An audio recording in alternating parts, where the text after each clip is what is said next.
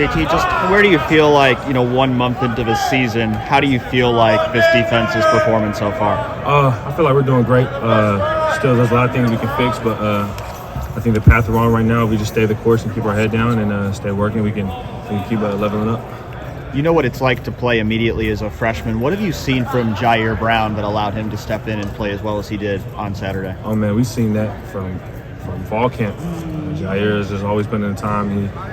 He always wants to learn. He's always looking to learn more, and he's never stopped. And he's always looking to grow. And yeah, that's a dog. You guys seen it. And he's just going to continue to do his thing and keep going. JT, why'd you stop wearing the tape on the face mask like Sean Taylor? They got mad because they had to clean it off all the time. Do you feel like as a DN, too much value can sometimes be placed on sacks, and whether or not a defensive end is being productive or not? Yeah, it can get like that sometimes, but like Coach Jay says, just do your job and just let the game come to you. There's more things DNs have to do than just get sacks. Sacks do get paid, but you got to just do your job and let it come.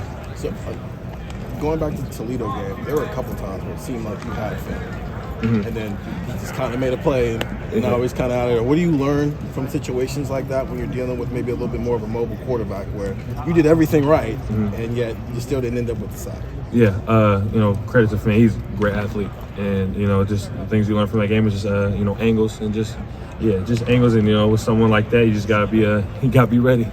Is it frustrating in that moment though? It's just like you think you did all that work, and he just basically made it seem kind of irrelevant. Yeah, but at the same time, we just gotta, move on to the next play and just learn from it. JT, is when Coach Jay evaluates it, has he thought that the pressure has been at the level you guys need to provide, or what are those? Setting aside the sacks, has the pressure been an allowable amount in his room? Yeah, it's just Coach Jay always preached, just do your job and trust in your brothers. The front four. We have to set the tone, and we got to trust each other, hold that ball, and just trust the coaches and Coach Jay. Like I said, you just do your job. Simple as that. I know he's always asking for more. Does it seem like he's pleased with the way that's going through the first 4 weeks? Yeah, but like all of us and Coach Jay, there's always room for improvement. No matter how well we did, how bad we did, but there's always things we can grow upon. It does seem like there's a lot of times where you guys as defensive ends are, maybe helping the other guys around you make plays. Is that something that you've always been comfortable with, or do you kind of have to embrace that sometimes your job isn't to make the play yourself, but to help your teammates make a play? Oh, no, there's 11 of us out there, and my brother makes a play, we all make the play.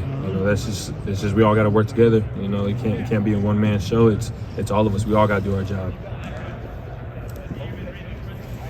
JT, I've been meaning to ask you because we get this question a lot. Do you prefer going by JT or by Jalen? I'm cool with either or, except for JTT.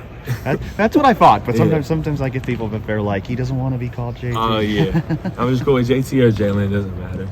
Obviously, you, Mike, Talik, and Jack, often in those third down situations, it's you four guys out there. You just four as a tandem, how have you seen you guys kind of develop this year and maybe be a little bit more ready for game and put you guys in these positions to be able to make impacts like this? You're talking about like how we can get more ready, or just how it's we... like what have you four done specifically to put yourself in these positions? Just learning off each other. I'm learning off Talik, Mike, Jack, and vice versa. We all just try to collect information from each one of us to add it to our toolbox or add it to our bag and just go out there, perform. Same thing, and just play our ball. When Jack is the Jack, and he's standing up, is there like communication with you guys about where he's going to stand up and how maybe that affects how you guys are going to rush or how you guys are going to play if he's like in your gap or in your lane? Yeah. Our whole 11 defense is all communicating. We all got to communicate with each other, and it's just. We always got to know where each other's at all the time. How has that position helped you guys who are just normal defensive linemen when that position is out there? It helps us a lot because it's it's something new. It's either or. He can make the play, we can make the plays. Simple as that.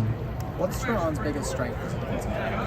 Teron? Yeah. Oh man, you need that hole to be stopped. That's your man right there. And, he can do a lot more than that, but you know, they've been double teaming, and I mean, he hasn't been getting moved, and you know that's the heart of the defense right there. Break it down for me as a D lineman. What's it take to beat a double team like that? What's the technique involved?